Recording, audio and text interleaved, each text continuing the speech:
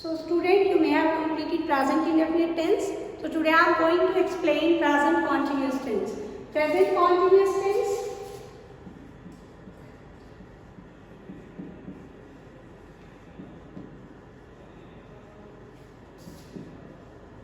Now see, present वर्तमान continuous which is still continuous, जो कि अभी लगातार चल रहा है. Tense, I have already told you, the verb which shows the time of action. So इसके नाम से आपको पता चल रहा है कि ये कौन सा टेंस है. It means कि वो टेंस जो आपके उस टाइम पर, जिस टाइम की आप बात कर रहे हो, जो एक्शन चल रहा है उसके बारे में बताता है. Like right now teaching, you all are listening to me. Get it? तो ये क्या है? Continuous tense है. अब इस टाइम के बाद जब आप कल मेरी वीडियो देख रहे होंगे तो वो पास्ट कंटिन्यूस होगा कि मैं उस डेट को वो काम करा रही थी लेकिन अभी कर रही हूँ. नाउ मैं आपको पढ़ा रही हूँ. तो ये जो सेंटेंस है प्रेजेंट कॉन्टिन्यूस टेंस, बेसिकली इसकी आइडेंटिफिकेशन बड़ी आसान होती है. That it shows the progressive action. कि प्रोग्रेसिव एक्शन को दिखाता है कि जो एक्शन, जो काम चल रहा है उसको दिखाता है. कि आप अपने घर में हैं, आज आपने ये ड्रेस पहनी हुई है, सब आपके प्रोग्रेसिव एक्शन में है. Now sentence structure of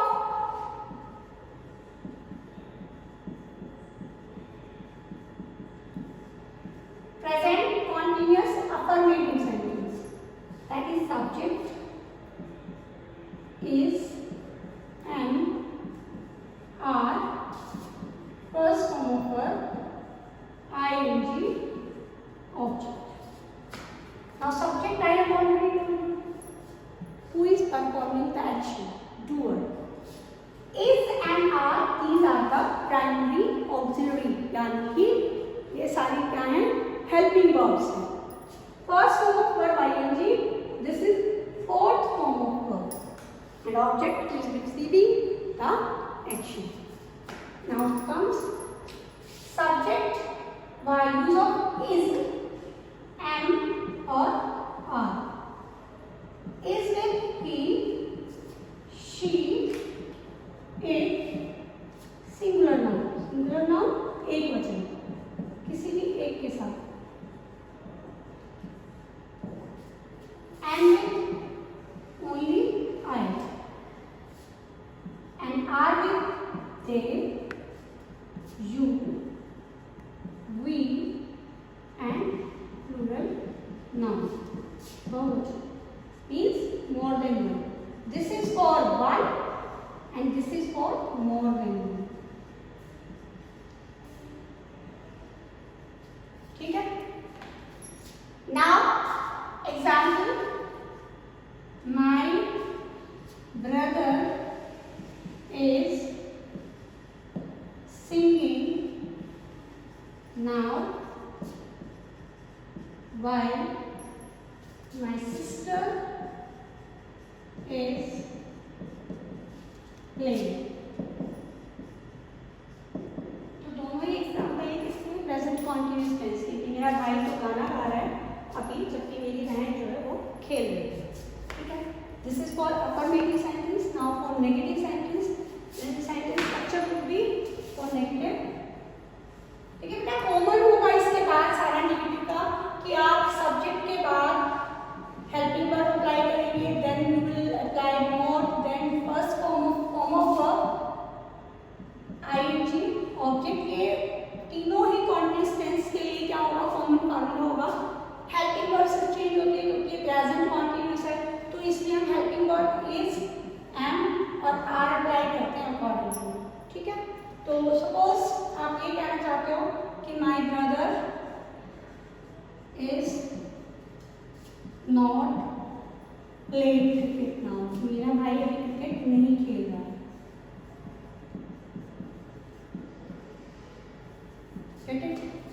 Next is interrogative sentences. Again same. I am telling you two types of interrogative sentences: close-ended, open-ended.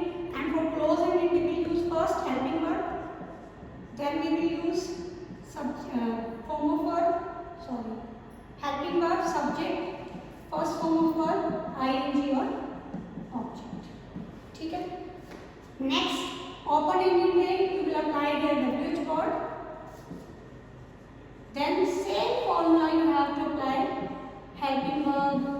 subject, first form of verb, ing, and object is sometimes it is required and sometimes it is not required.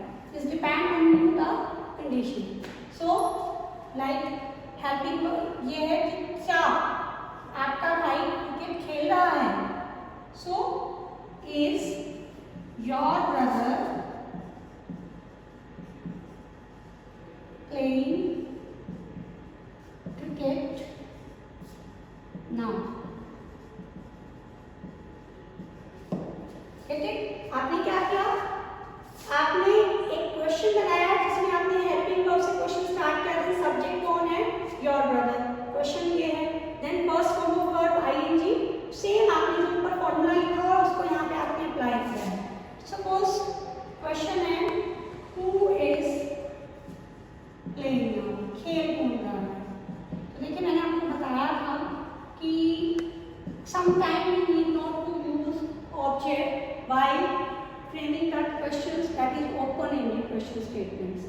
ठीक है. Next translation method की जब हम बात करते हैं तो बहुत ही सिंपल है इसकी पहचान कि how to identify the sentence and translation method.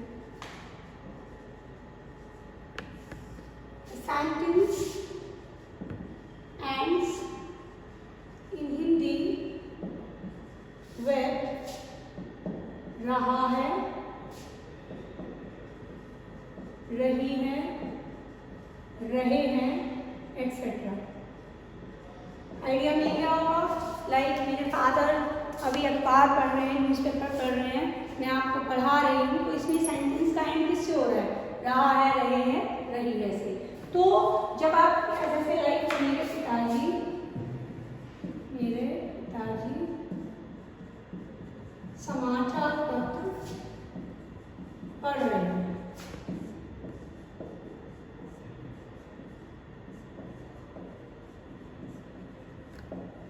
ये देखिए सेंटेंस किससे एंड हो रहा है, रहे हैं. मैंने ये भी आपको पहचान बताई थी.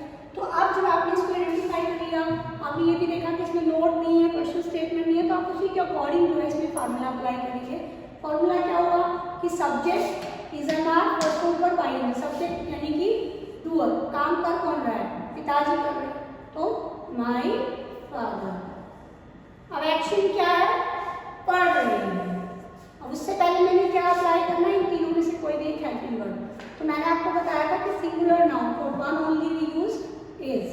माई father is, then reading, read plus ING, fourth form of verb newspaper. Get it. अब अगर इसको नेगेटिव में बनाएंगे, वेरी सिंपल. मैंने आपको बताया था कि नेगेटिव में सिर्फ हम हेल्पिंग वर्ब के बाद नॉट अप्लाई करते हैं. तो my father is not reading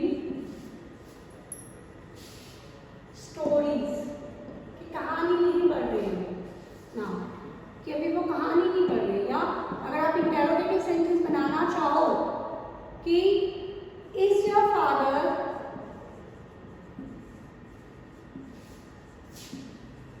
reading novels, कि क्या आपके फादर नॉवल पढ़ रहे हैं. ठीक है. या what is your father doing, आपके फादर कर क्या रहे हैं. इसमें देखिए ऑब्जेक्ट की कोई रिक्वायरमेंट नहीं है. ठीक है. तो ये आपको बिल्कुल क्लियर हो गया होगा. प्रेजेंट कॉन्टिन्यूअस टेंस, नाम से ही पता चल रहा है वो टेंस जो कि उस टाइम पर कॉन्टिन्यूटी में चल रहे एक्शन को, जिसको प्रोग्रेसिव एक्शन कहते हैं, उसको शो करता है. का यूज. देन आपको कॉन्टिन्यूअस कोई भी टेंस है, चाहे प्रेजेंट कॉन्टिन्यूअस है, पास्ट है, फ्यूचर है, या परफेक्ट कॉन्टिन्यूअस है, जहां पर वर्ड कॉन्टिन्यूअस लग गया ना, वहां पर आपको फर्स्ट फॉर्म ऑफ वर्ब यानी कि फोर्थ फॉर्म ही अप्लाई करनी है. देन इस एमआर का यूज आप देख लेना. उसके बाद नेगेटिव सेंटेंस में आपको नोट अप्लाई करना है जो कि हेल्पिंग वर्ब के साथ होता है. ठीक है. Then interrogative sentence. क्लियर. अब मैं आपको परफेक्ट टेंस के बारे में बताऊंगी. ये तो सबको क्लियर हो गया होगा. अगर नहीं हुआ है तो अपने व्हाट्सएप ग्रुप पर आप अपनी कमेंट डाल देना, मैं उसमें आपको सॉल्यूशन प्रोवाइड करा दूंगी. जहां भी आपको डाउट हो। अब मैं आपको परफेक्ट टेंस बताने जा रही हूँ।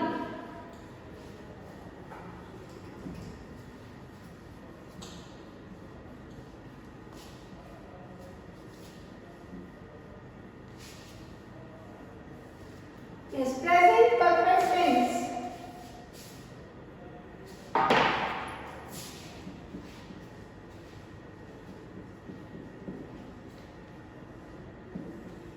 अब देखिए प्रेजेंट वर्तमान काल जो भी चल रहा है perfect. I told you perfect always shows the complete action and और फिनिश्ड एक्शन। जो परफेक्ट होता है वो क्या शो करता है?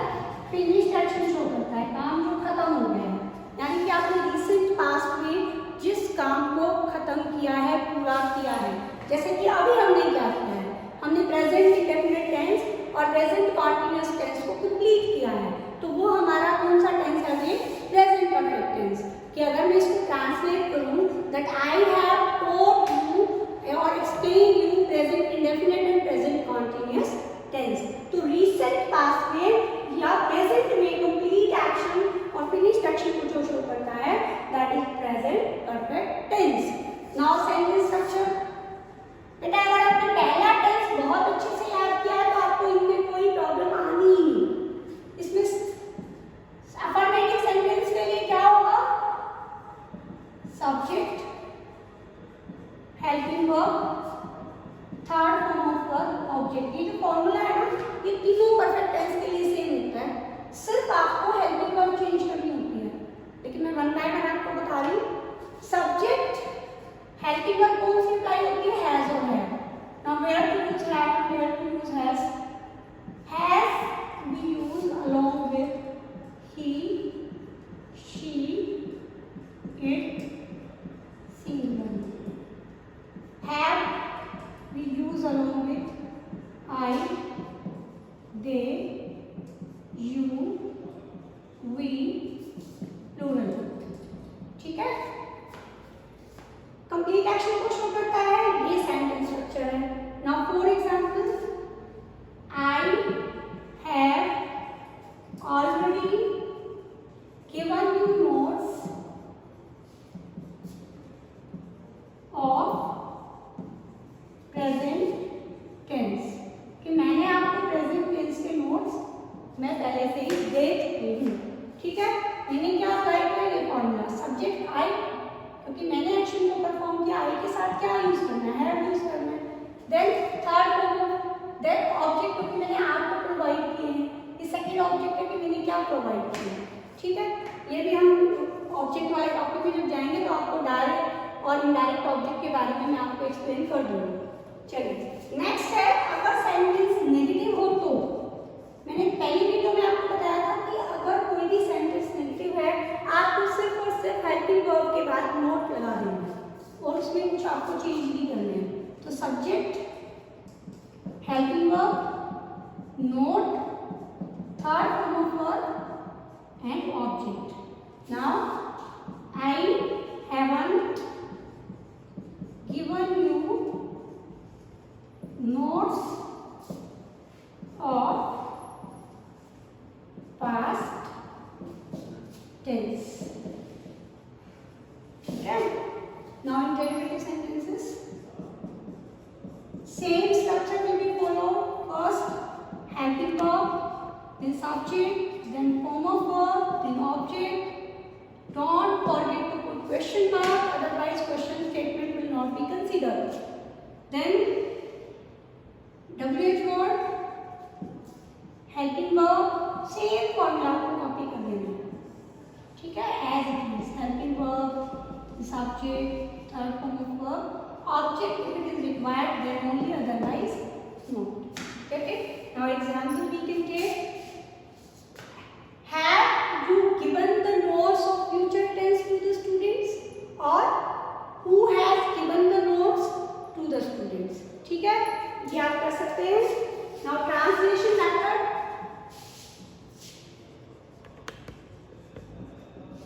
थोड़ा सा ध्यान दीजिएगा बेटा। हम जिस लोकल कम्युनिटी से बिलोंग करते हैं वहां पर हमें बहुत ज़्यादा ज़रूरत होती है ट्रांसलेशन मेथड को अपनाने की। If sentence ends in Hindi with किया है, लिया है, चुका है, मीन्स आपको इन वर्ड्स को पढ़ के, ये लिमिट नहीं है, लेकिन इन वर्ड्स को पढ़ के आपको क्लियर हो गया कि मैं क्या कहना चाह रही हूँ कि मैंने अपना काम कर लिया है, मैंने खाना खा लिया, मैं खाना खा चुका हूँ, ठीक है। तो इससे क्या पता लग रहा है कि काम जो है वो अभी अभी खत्म हुआ है। तो उसके लिए हम ये जो है सेंटेंसेस फॉर्मेशन अप्लाई करते हैं। लाइक मैंने अपना इंग्लिश का होमवर्क फिनिश कर लिया है, कंप्लीट कर लिया है। ओके, इंग्लिश में लिखी सारा। अंग्रेजी का कार्य पूरा कर लिया है। अब देखिए, इसको पढ़ते ही आपको पता लग गया कि हमारा action finish in recent past लिया है। तो आपको कौन सा फॉर्मूला अप्लाई करना है? आपको प्रेजेंट परफेक्ट टेंस का ही अप्लाई करना है। अगर आप डायरेक्ट मेथड से डील कर रहे हैं तो भी आपके दिमाग में ये होना चाहिए, if I am using for the action that is completed in recent past and we must apply present perfect tense formula. तो क्या फॉर्मूला है? मैंने, यहाँ पर काम करने वाला कौन है? आई, ठीक है। अपना, और कुछ बच्चों का कंफ्यूजन होता है, मैं डेली कॉपी चेक करती हूँ तो बच्चा क्या करता है, अपना वर्ड के लिए ना ऑलवेज माई यूज करता है। बेटा ये अपना वर्ड का जो है मीनिंग सब्जेक्ट के अकॉर्डिंग चेंज हो जाता है।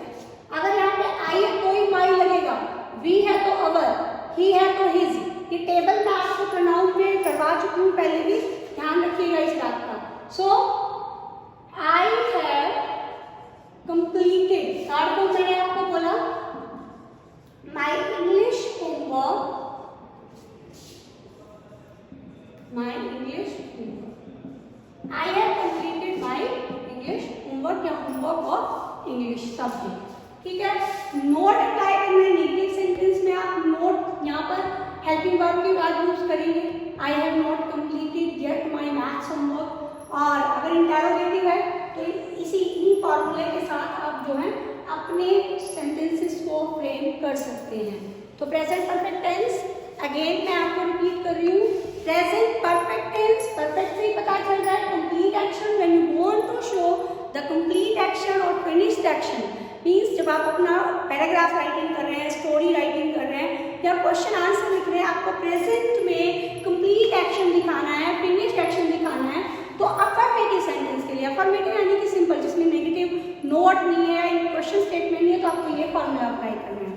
अगर नोट आपको अप्लाई करना है तो ये वाला फॉर्मूला होगा, और अगर आप क्वेश्चन उसमें रेज कर रहे हैं तो आपको ये वाला फॉर्मूला अप्लाई करना पड़ेगा। ट्रांसलेशन मेथड में सिंपल यही है कि आपको किसी वर्ड से अगर ये लग रहा है कि काम फिनिश हो चुका है लेसन टास्क में, तो आपको सेम यही प्रेजेंट परफेक्ट का फॉर्मूला अप्लाई करना होगा। यूसेज यही है कि जब भी आपको कंप्लीट एक्शन के लिए कोई सेंटेंस बनाना है, you will make sentence in present perfect tense.